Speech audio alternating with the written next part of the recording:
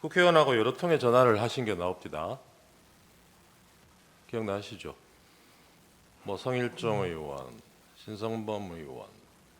신성범 의원은 아마 12월 6일 전에 제가 했던가요? 네, 뭐 정확히 기억이 잘 안 통화하신 납니다. 내역은 있습니다. 아, 그렇습니까? 4일에도 통화를 하시고. 4일 날요. 네. 네, 뭐 기록이 맞을 겁니다. 네.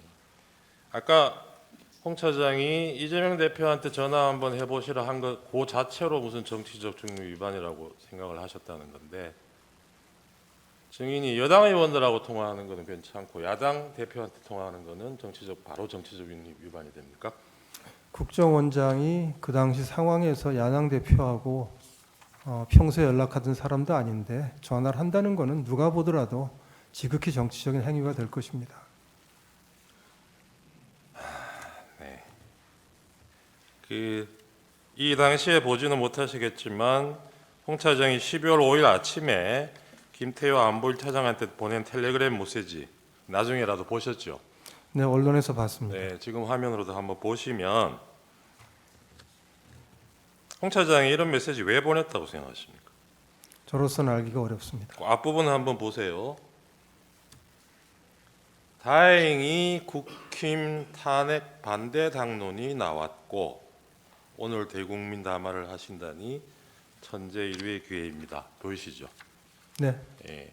국힘에서 탄핵 반대 당론 나온 거를 다행이라고 표현을 하고 있어요.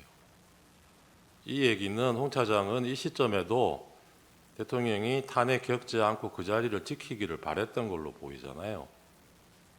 네, 그러기 위해서 이런 제안을 한 거고 본인이. 근데 이런 사람이 아까 저 피천고인 대리인 쪽에서 물으시는 것처럼 대통령과 통화하면서 없는 얘기 만들어가지고 이런 메모 허위로 만들어내고 이럴 이유가 뭐가 있을까요?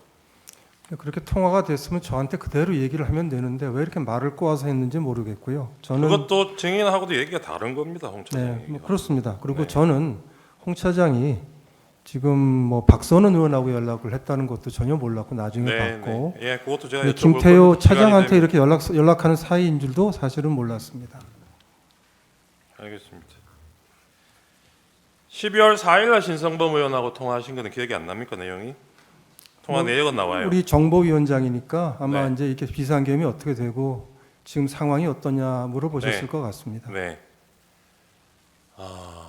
그러면 그 전화 통화한 거하고 그 정보위의 간사인 박선원 의원이 국정원 차장하고 통화하는 거는 문제가 되고 그런 겁니까?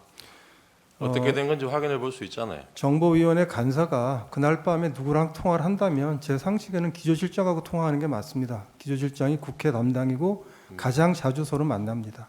네. 1차장한테 전화하는 거는 그 증인도 할 말씀하셨듯이 수는 있지만 조금 의아스러운 일입니다. 네, 뭐 그렇게 생각하신다니까 알겠습니다. 네, 뭐 제 생각입니다.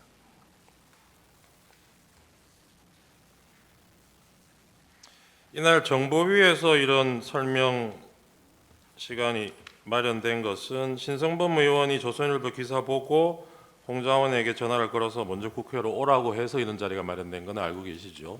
제가 신성범 위원장 전화했을 때 신 위원장은 저한테 홍장원 차장이 온다고 해서 오라고 했습니다라고 했습니다. 그래요? 예. 나중에 보니까 또 다른 얘기 나온 거 물론 나중에는 봤습니다. 전화는 먼저 하기는 한 걸로 나와요. 통화 내역을 보면 신성범 의원이 홍 차장한테. 네. 네.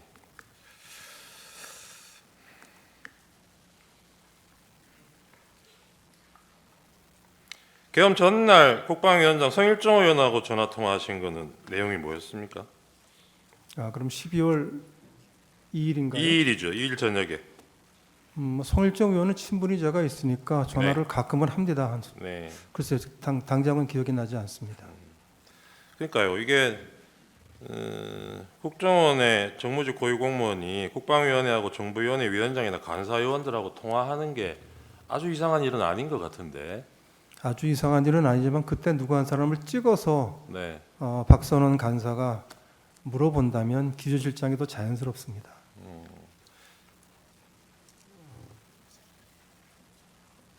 성일종 의원하고는 계엄 당일에도 증인이 통화하신 걸로 나오네요. 그거는 기억나세요? 사실은 잘 안 납니다. 안 나시죠?